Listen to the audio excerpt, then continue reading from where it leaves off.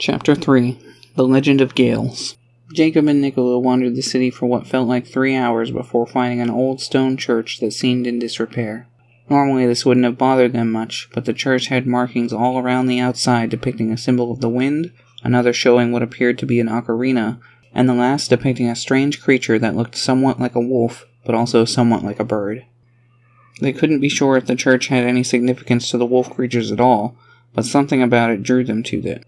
Upon walking inside, they found the prayer hall barren save a few narrow benches, one of which was broken and toppled over. The center had a long, light green carpet lining the hallway between the benches, with candles atop small standing sconces with flickering, dimly lit flames dancing atop them. The real centerpiece of the church caught their attention immediately once they noticed it. At the back of the hall, beyond a simple podium and the old priest, was a massive stained glass window that depicted a mythical creature. It appeared like a white wolf that stood proud and howled toward the moon, but it sported 4 huge pairs of feathery white wings spread high behind it. It was wearing a prayer bead necklace that had a glowing, 4-pointed, star-shaped green gem hanging from it, and it had odd green markings lining its body that accentuated its wolf-like features. Nicolo's eyes were glued to the stained glass as he started walking inside. Jacob followed after him quickly, and the two approached the old priest together. He was an old, wrinkled, stooped man with a large white hat, flowing white robes, and a large wooden staff that seemed like little more than an oversized walking stick. "Hello, Father. Tell me, what is the creature depicted in that glasswork?" Nicolo asked, getting straight to the point. The old priest slowly started raising his hand. Jacob and Nicola waited patiently to see what he would say. He raised his hand as high as he could, then brought it to his ear. "What was that? Speak up, sonny," the priest asked, making Jacob smile to himself, reminded of an old friend he was fond of. "Oh, forgive me," Nicola said at his normal volume as he drew closer. "Father, please tell me about that majestic creature," he practically shouted. "Oh, someone coming to hear the tale of the legendary Caprit. Warms my old bones. Come and sit with me, boys. I'll tell you an old story," the priest said.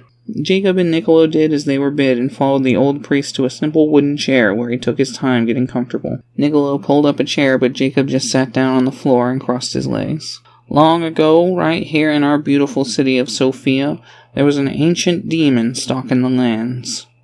Some called it a god, but it was a monster born of malice and greed, and it rampaged across the lands without prejudice.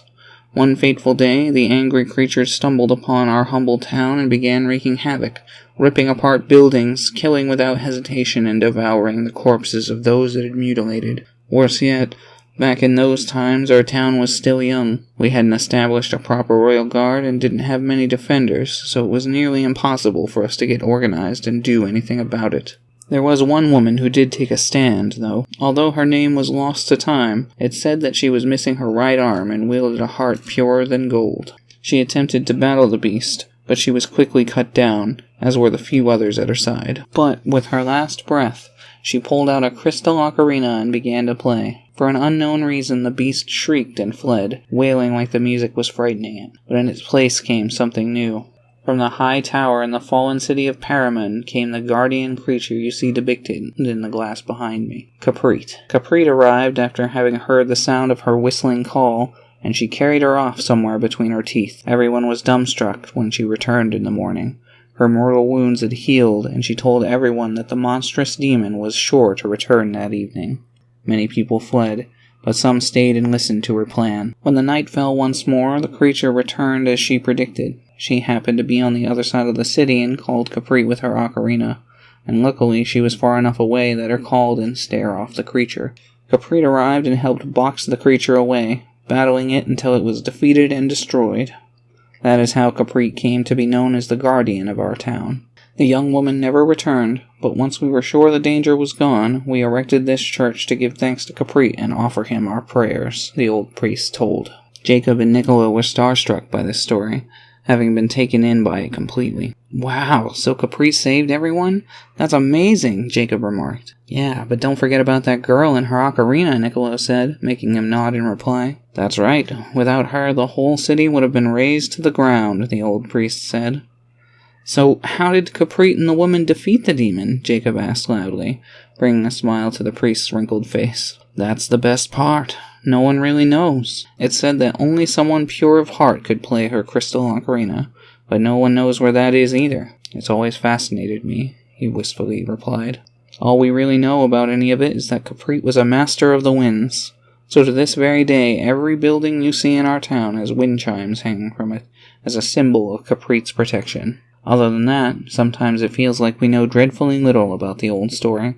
But I suppose that's how legends go, isn't it? The boys just nodded, letting the tale of Caprit sink into their minds. They spent a few more minutes talking with the old priest, but found little more of substance to be gained. The priest knew nothing of the wolf creatures, nor the bright light reaching for the moon. Slightly disappointed, but encouraged by the tale they'd heard, Jacob and Niccolo returned to the streets to resume questioning the masses.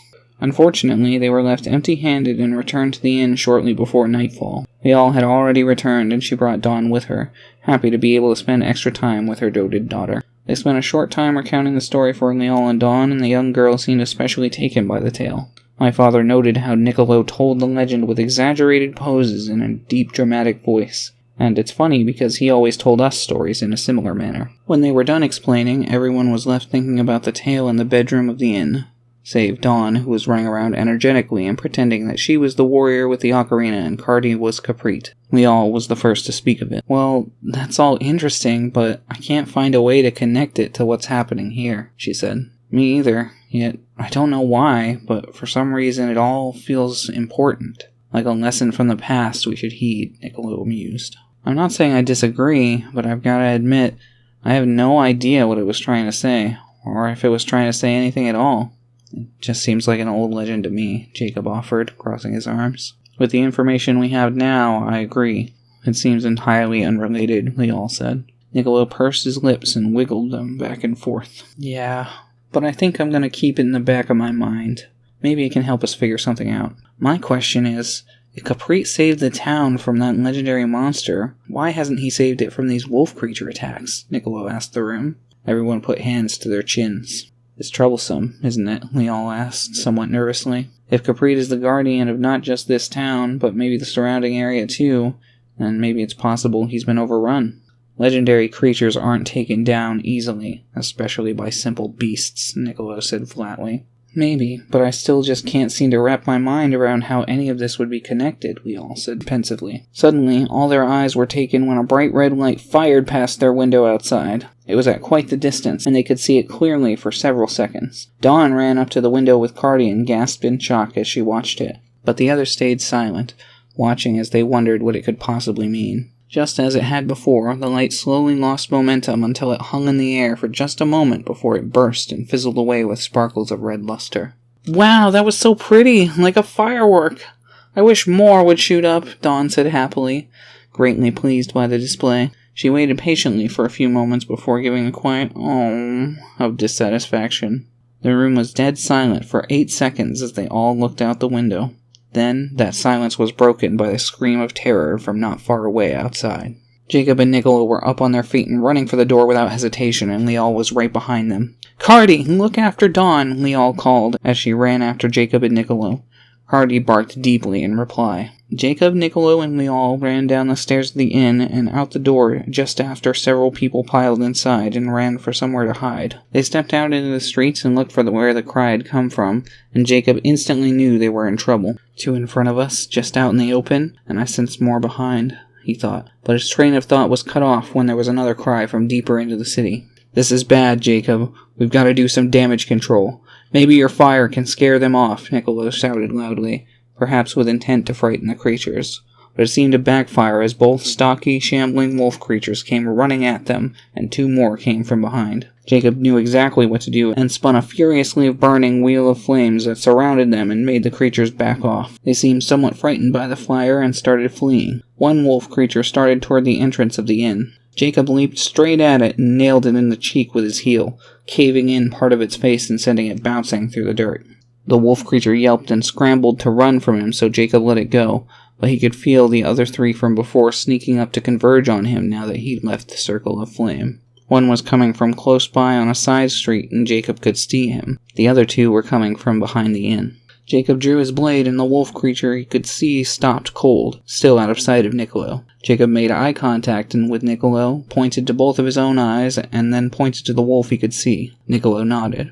Without warning, he turned and headed around the side of the building, expecting to surprise the two sneaking behind, but it seemed they got the jump on him instead, having climbed in and dropping down on him in an ambush. He batted one aside with a powerful kick that sent it spinning, but the other wolf creature slashed him across the face. Jacob recoiled before recovering and lashing out with a slash of his own, ripping the creature open from hip to shoulder. It whimpered and yelped as it held its chest and fled in terror, routing the other wolf and making it flee as well. Jacob ran to check up on Niccolo, and as he'd expected, his companion had coated the hands and feet of the monster with crystal, making it unable to move. "Everyone all right?" he asked.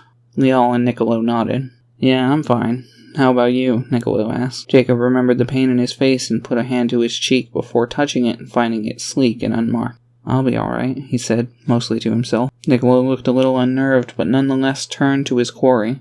"Well, we've got one at least.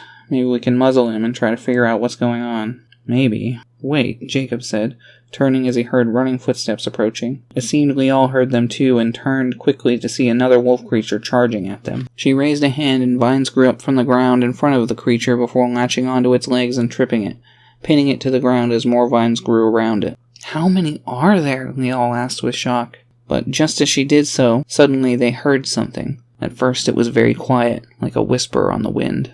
But in an instant it changed as a massive, unyielding gale ripped by, nearly knocking them right off their feet. Wind ripped across the land for only a moment, and with it seemed to wipe the wolves away as if they were strange, blackened smears on reality. In that instant, strange black and red energy was forcibly pushed from the wolf creatures' bodies, cleansing them and leaving behind human beings. We all covered our mouth, and so did Jacob, unable to believe they'd harmed people acting outside their own control. Wind chimes across the city sang beautifully with the tune of their purifying maelstrom. "No way! Those creatures were just people?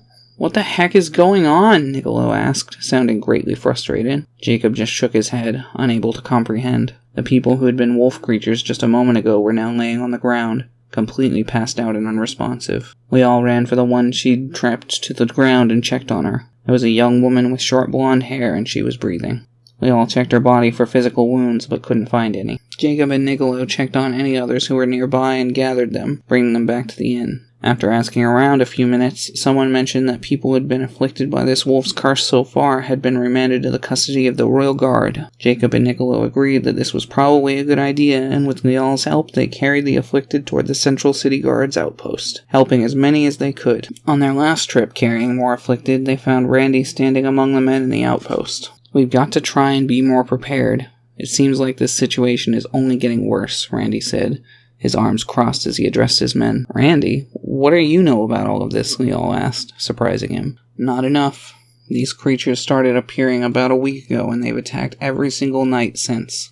They're growing more and more numerous with every attack, and we're starting to get overwhelmed," he admitted. "Caprete's protecting us with his mighty winds. That's all I know about it," one of the men said. "Yeah, but now they're causing a lot of damage before we can intervene," Randy replied.